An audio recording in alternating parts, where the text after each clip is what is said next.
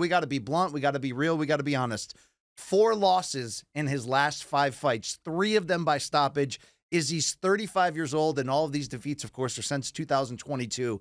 Is it time for one of the greatest champions in this sport's history to walk away from MMA for good? I think that it is. Yeah.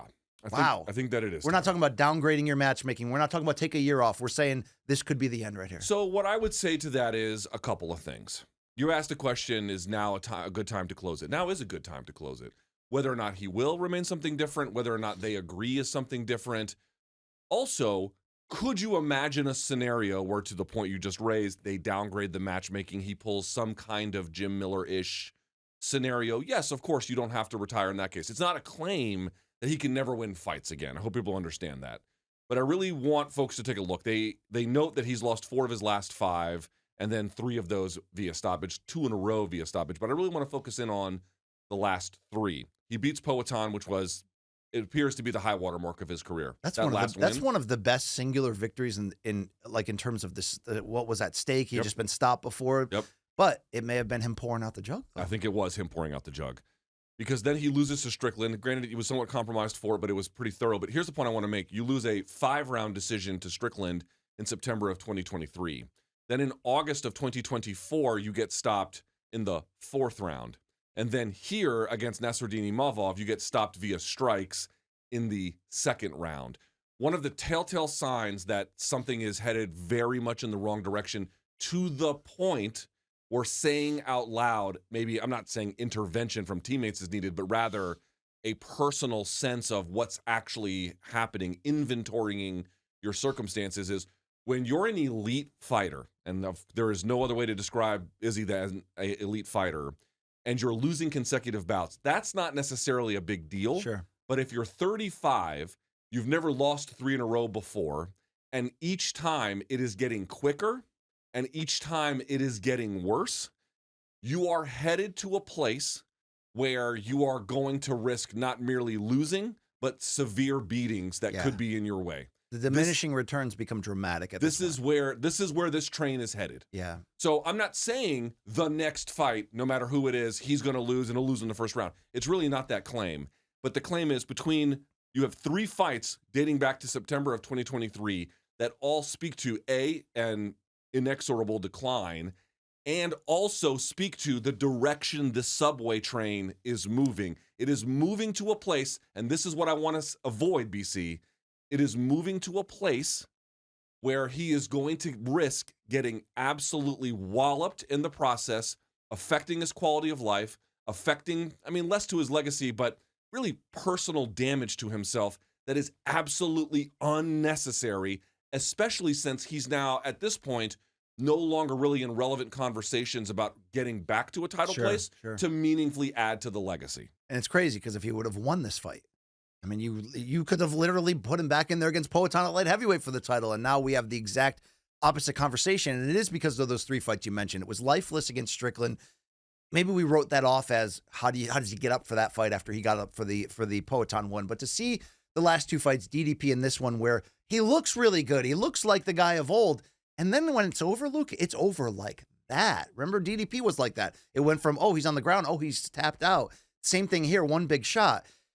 I think what makes this even worse is this was the training camp that I got the feeling from following his pre-fight stuff that there was no stone left unturned. Mm-hmm. They went back to the basics, got off social media, like that kind of stuff, like completely sequestered himself and went all in. He came in incredible shape. You saw some variety to his striking and switching stances that you're like, okay, they're trying, when you go to that level and then seemingly the first time you take a big strike, which he did, fight was over. That's a huge sign. But I do want to say he was poked in the eye about 10 seconds before the stoppage. And he made the decision, which in hindsight seems to be a bad one, to not take time. He wanted to do the warrior thing and go, no, I'm fine. Let's keep fighting. Kind of like what Poatan did to Jamal Hill. And then he finished him. Only it was Izzy that got finished right after. Does that play a role in this at all? Or obviously the totality of the run Izzy's on, we have to have these tough conversations right now. But do you think that right hand that landed had something to do with compromised vision off of coming back too quick from an eye poke? All of these things have some kind of role to play. I'm less convinced that it explains exactly what happened.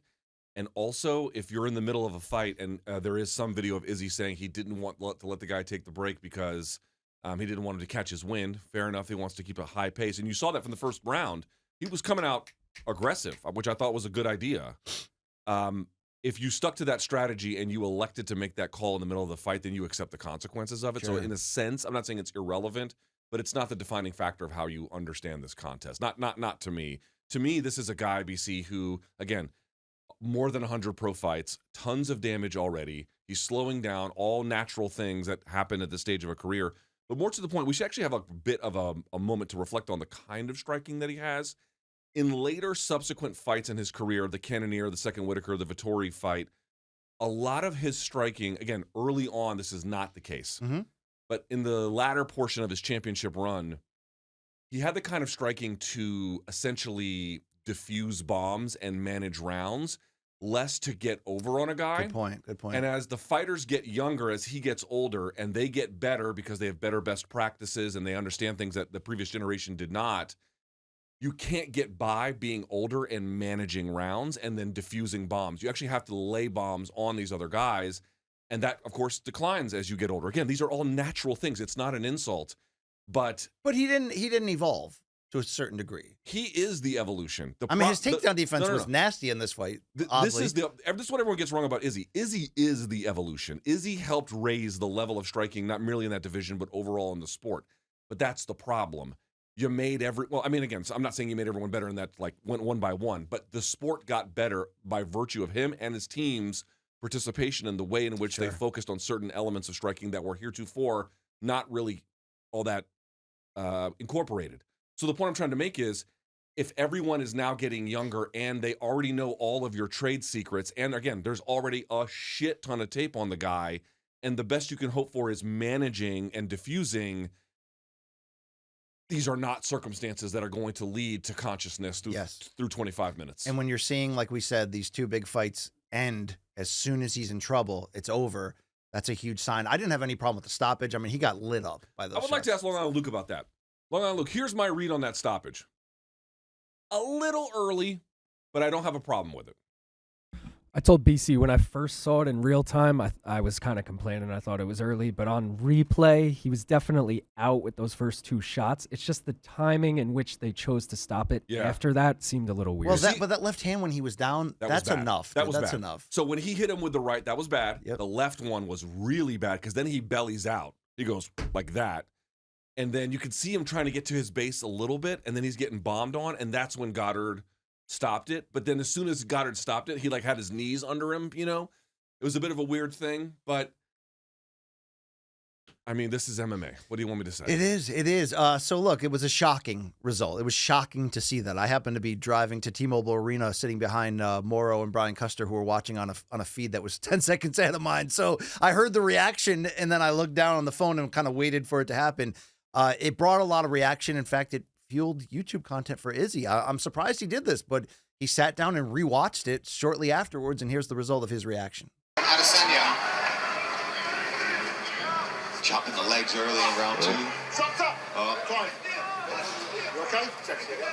Because he already just rested from the thing. Two? Yeah. Oh.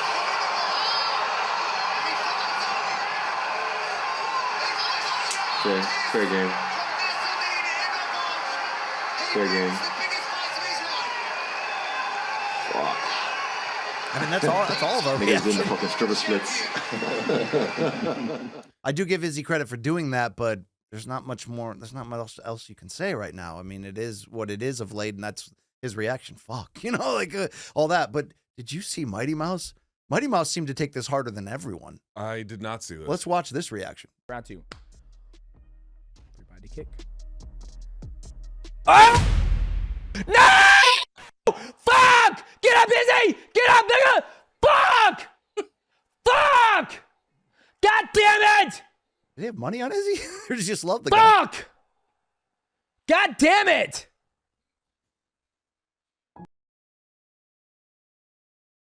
Fuck! God damn it, man! Oh.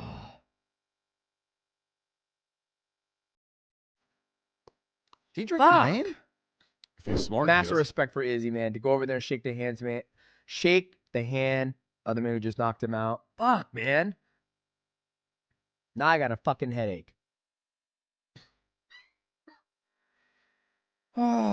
Luke, I mean, I just think I don't think you did the the Poirier reaction. Were you live when this I was happened? live. I had a very muted reaction. Being honest here, as a fan, and you respect Izzy, and you've been a champion of what he's accomplished. It was hard to watch. Yes, but yes and no. Like, again, I know there's that meme where I'm like, I'm not playing with the toys anymore. But it's like, dude, when we talked on Friday, the best I could say was I didn't know what was going to happen. Yes. And then when you see what actually happens, it confirmed some of the more worrying suspicions that I had, which was he has reached the inexorable decline stage of his elite career. And the reality is, dude, if you're this kind of a fighter and you're in this kind of a stage, the best thing to do is, from what I've seen over the course of time, it's just to stop the bleeding. And And even if that means 18 months from now you get the itch again, yeah, that's fine. But it is sometimes you just got to stop the maybe he comes train. back in the year and they have a fun 205 fight. Yeah. Fine, whatever. But I just want to point out, like, having watched Khabib, having watched GSP cut out before this part happens, there's no way to stop this other than to just call the whole thing off. Yeah. Because this is where we are now. We are in the stage where harm is going to be done to him routinely. I don't have great appetite for this. I don't. Well, we got to see the very best of him. Yes. We are no longer there. In fact, we're pretty far from it. What is the attachment at this point? Yeah. Let him don't do BKFC. take care of his Izzy. health. Okay, don't do BKFC. But like, let him take care of his fucking health. Like, I mean, if he was free, he'd probably box Jake Paul next. Let me but just that's say not this gonna too. happen. Let me ask you the two of this, BC, because I know we have been, closer to fan experiences in our life than we are these days. But I got to tell you, like, when I see fans hold on to a guy and they're just getting beat and then beat and then beat and like, oh, this really depresses me. I've lived that, so I completely understand it. But I'm definitely now in a place where that's not the case anymore. I'm now in a place where I'm like, I like it when they call it off early. Yeah. I like it when they get out early. It actually makes me feel much better. And who pines to see legends get whooped? Who pines for that? GFL does. Yeah. To be fair.